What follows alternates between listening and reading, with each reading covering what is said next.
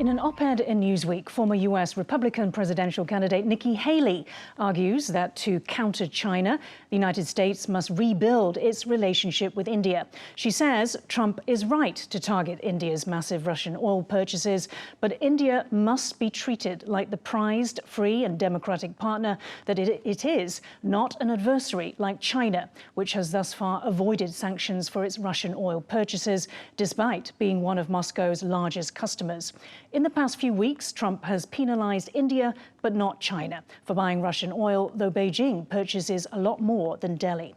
This week, China's Foreign Minister Wang was invited to India, leaving in his wake plenty of gifts. Promises of peace on their volatile border, resumed access to China's restricted rare earths, and easing the ban on Indian imports of Chinese borers and fertilizers. The visit also comes 2 weeks before Narendra Modi travels to China, the Indian Prime Minister's first visit in 7 years, to attend the Shanghai Cooperation Organization Summit, a non-Western regional group that includes Russia. Modi wrote on X, "Glad to meet Foreign Minister Wang. Since my meeting with President Xi in Kazan last year, India-China relations have made steady progress guided by respect for each other's interests and sensitivities. I look forward to our meeting in Tianjin on the sidelines of the SCO summit. Stable, predictable, constructive ties between India and China will contribute significantly to regional as well as global peace and prosperity." So what does China get in return for these olive branches and incentives? Where does that leave Trump, Taiwan, Tibet and Pakistan? And if the US doesn't rebuild its relationship with India, as Haley said it must, what are the risks? Joining us today is Chen Bingui, National Zhengzhou University Department of Diplomacy Professor, National Zhengzhou International Masters Programs in International Studies Chair, and NCCU College of International Affairs Center for Indian Studies Director. We also have Sana Hashmi, Taiwan Asia Exchange Foundation Fellow, former India's Ministry of External Affairs consultant with the Southern Division. A very warm welcome to you both on Taiwan Talks today. When the Trump administration was deciding India's so-called penalty for buying Russian oil, they characterized India, the world's biggest democracy, as being, quote, just like China, which is the biggest buyer of Russian oil. Trump has applied a 25% tariff on India with an additional 25% penalty tariff for buying Russian oil, while failing to do the same for China.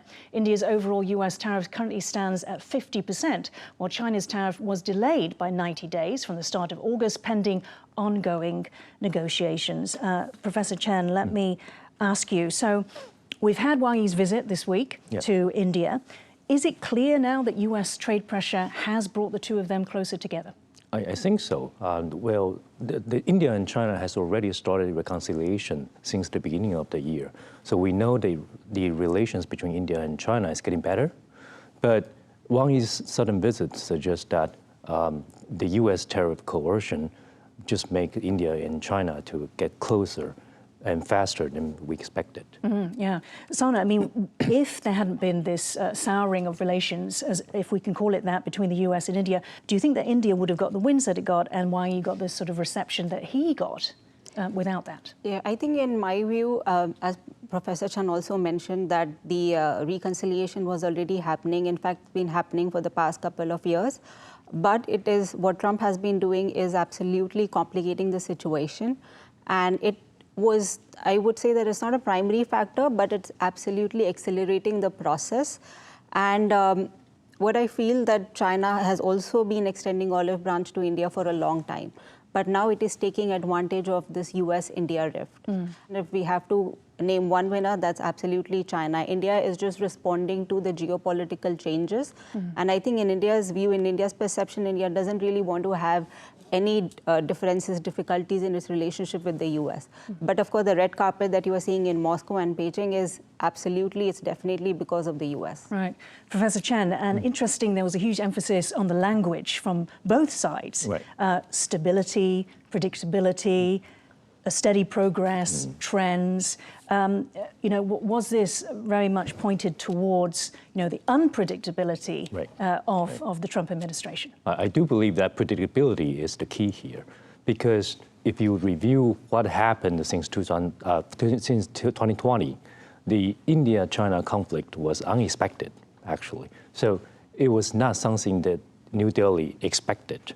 You're talking about the Golden Valley clash? Yeah, okay. the clash, well, the governments expected there might be minor clashes, but they didn't expect that there was such a big clashes, big conflict between each other and soldiers. In which there were 20 deaths on the Indian side, an undisclosed number on the Chinese. Yeah, so that's what the India government wants. India wants the predictable relationship. They know what Chinese government is up to, and they want to know what Chinese government will react if something happens.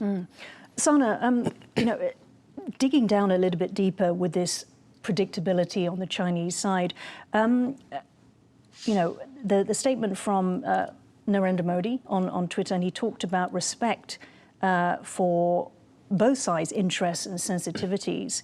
Does China have greater respect for India's interests and sensitivities than the US has? I do not think so, as in we can't really accept the respect for India's red line sensitivities. It has never been there when it comes to China. And even then I feel that it's mostly on papers. There are just words. These words haven't really translated into actions, and I'm not even sure if the words are actually going to be translated into actions.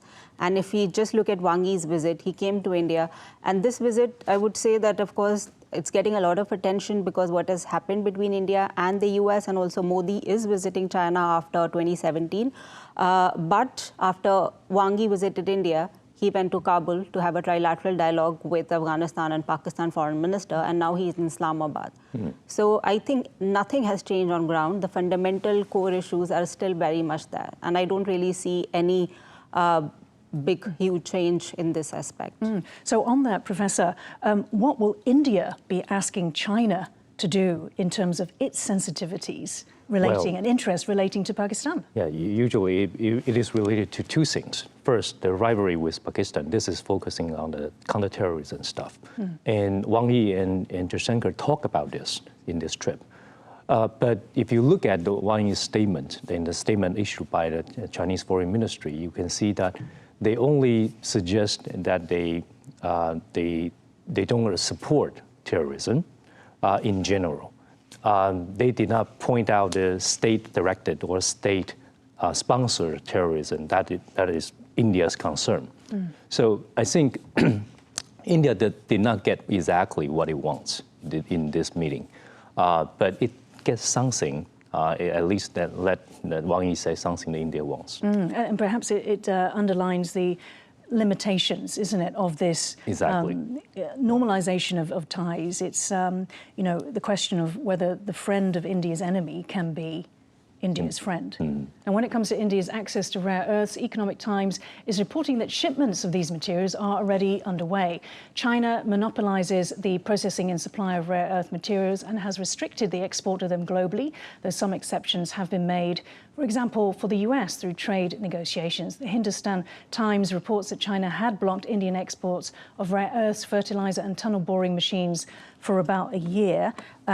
Professor Chen, so this is highly significant that it seems that India will regain access to these restricted rare earths for their weapon systems, for their clean energy, their auto industry, which is incredibly important to them. Given that, which is a huge sort of boon that China has delivered to India, let's go back to the big issue of whether essentially the US is losing India to China. Do you believe that this could happen, essentially, if India gets all the things that it wants, bar a few? Well, I don't think the US has lost India yet. India is a very clever country. India will go where the national interest goes. So reconciliation with China is part of a tactic to bargain with the US as well. That's my view. So the trade you just mentioned are of course very important for India's industry. As far as I can recall, that the automobile industry in India has been saying that they don't have urea for months, so that's very important for their industry. And to resume those trade actually will help India's economic development. And this you might think this is a bargaining chip for China. This is a bargaining strength. But on the other hand, these trade will create economic opportunity for China as well, right? So trade is something that both sides usually benefits, right? And I think on that level, India and China will begin some cooperation, and India will gradually open up investment opportunities from China. But I do have reservations how much that can go, because India is still worried about too much China's economic influence in India. Sana, I'd like to get your take. So Professor Chen doesn't believe that the US has lost India. Perhaps it's lost India's trust in certain areas on certain levels. If that was the case, because we know that the US wants India in order to counter China, what does it mean for US competition with China, and what does it mean for security in the Indo-Pacific? I would agree with Dr. Chen that US hasn't lost India yet, and not to China at least. And even if US loses India, it's not going to be to China or because of China. But I agree with you as well that it has lost the trust of India and Indians, and it would take a lot of time, if not years, at least a lot of months and dedicated efforts to undo what has been done right now. So one of the main pillars of US Indo-Pacific strategy was to counter China, and India was a centerpiece in that strategy. Of course, it is going to be very, very difficult for the US to convince the partners and the regional partners to form this anti-China coalition to deter China. I don't think these countries' interest, security issues have changed. The fundamental issues are very much there. China is still very aggressive. South China Sea, the border dispute, and we just talked about the concessions, the deliverables from the visit. China could not deliver much on the border dispute. China could not deliver much on the cross-border terrorism. So the security issues remain very much there, intact. I'm feeling that US is also losing interest on the Indo-Pacific. For the stability and peace, we haven't really heard anything from the US side, which actually assures countries in the region that the security and stability is still a responsibility or a duty for the United States. Countries have been doing, we just saw that there was this joint exercise between Philippines and India. Japan is there, Australia is there, but there is only so little that these countries could do together. We need US presence. And if the US is not willing to step up again and reassure its partner and allies, then I think the only winner that is going to be out of this is going to be just China.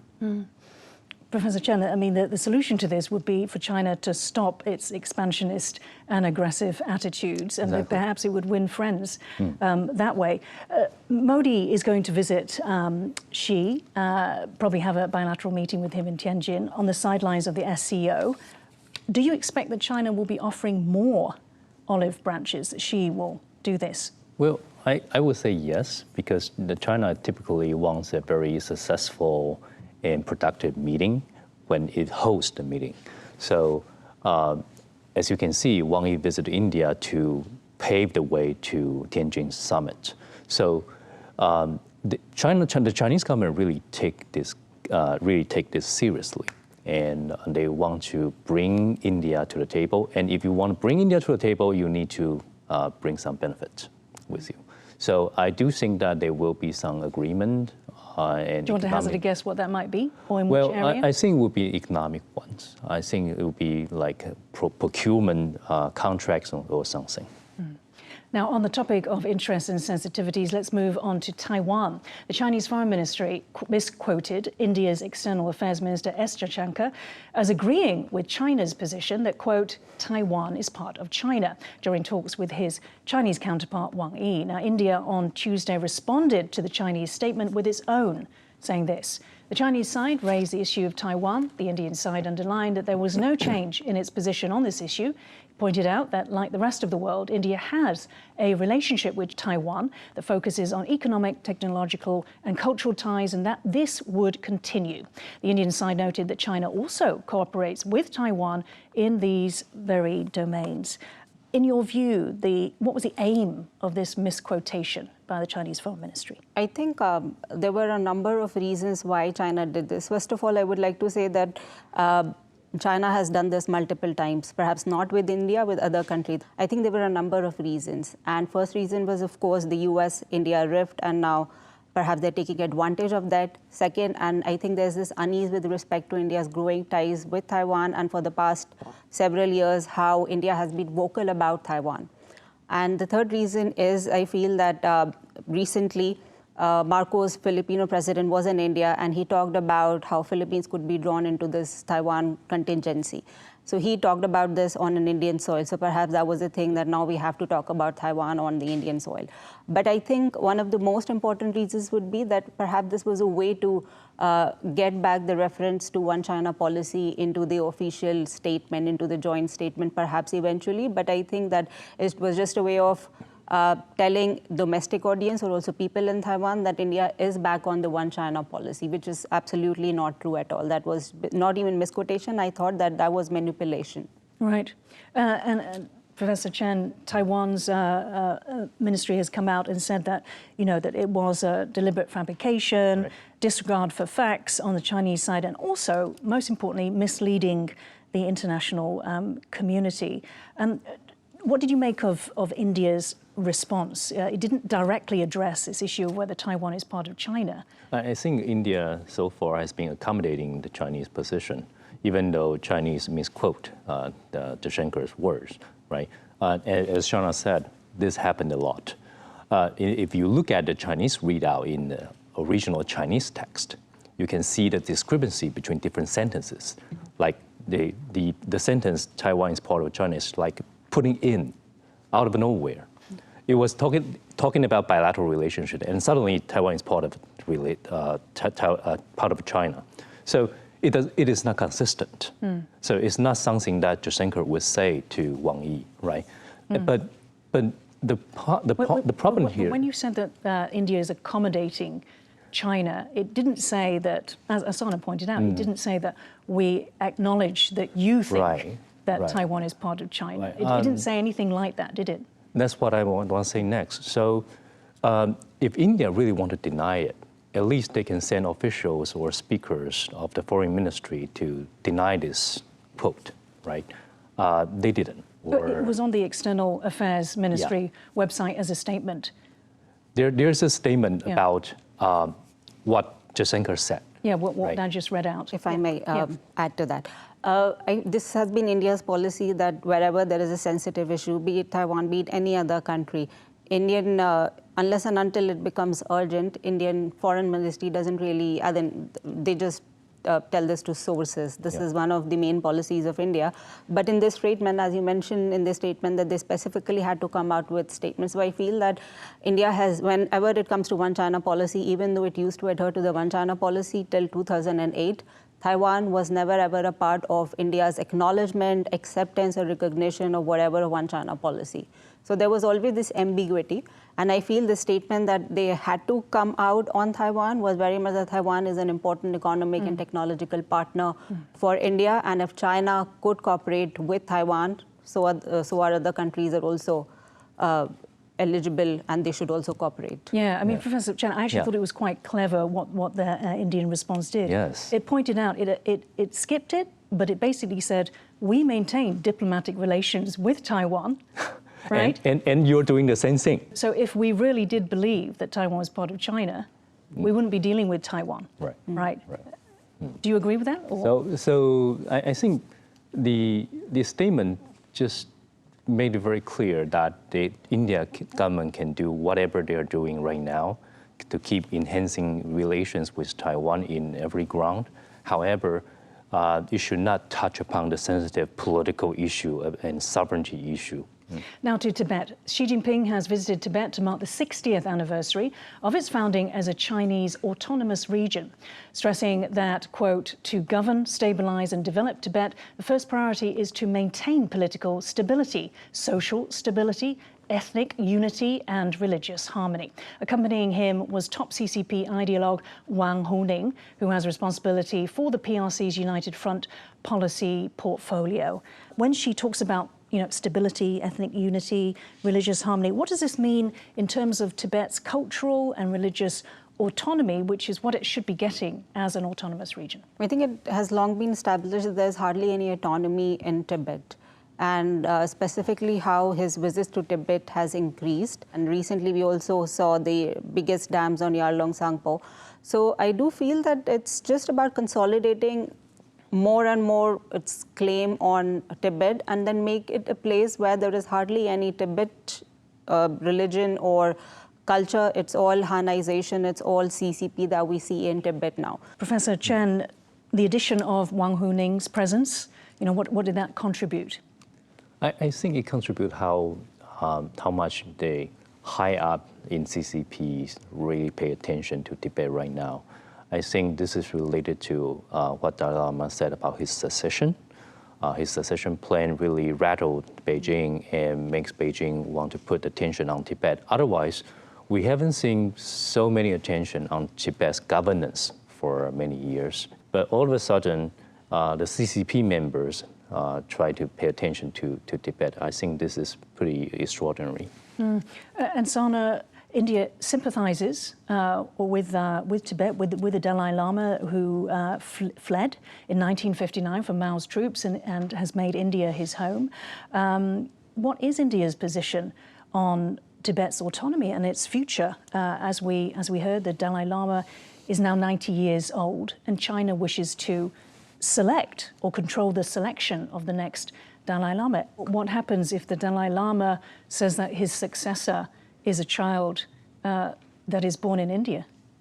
I think India will accept, or India will acknowledge, but India doesn't really have a say on the institution of Dalai Lama or a reincarnation of Dalai Lama. So I think official policy is, it's not our business, so we don't have to. We already have a lot of issues. India does sympathize with Dalai Lama, with the Tibetan community, but beyond that, I do not really see India doing much with that. And this is one of the criticisms of India's policy as well, that India hasn't really used Tibet card. Despite having so many Tibetans on its own soil, India hasn't been able to utilize that to its own benefit.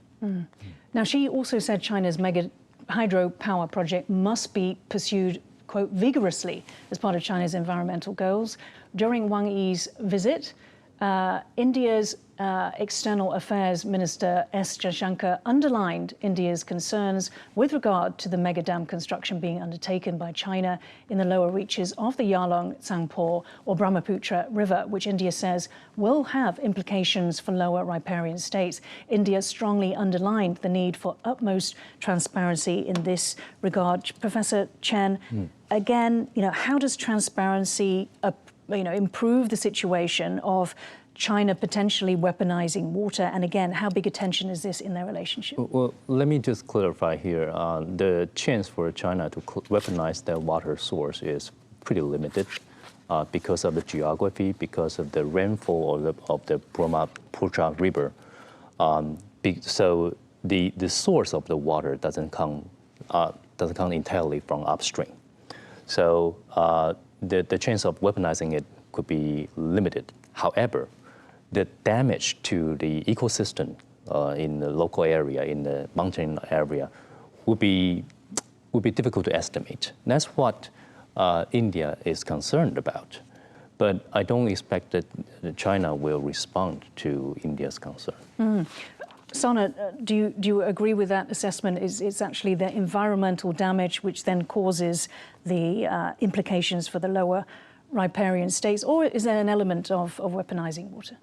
To some extent, I agree with Dr. Chan, but of course, I feel that there is an element of weaponization of water as well, and not just with India, but also other countries, Bangladesh and other countries as well. But I feel that what China has been doing is there's lack of transparency. So, of course, we don't know what is going to happen. Of course, there are going to be ecological challenges. But then since we do not have any data, no one really knows what are going to be the ecological impact and what are going to be the hydrological impact on countries that are lower riparian. So this is the leverage that China does have over India being the higher riparian state. So next, let's talk about the border. Both sides agreed to establish an expert group under the Working Mechanism for Consultation and Coordination to explore so-called early harvest steps in boundary delimitation.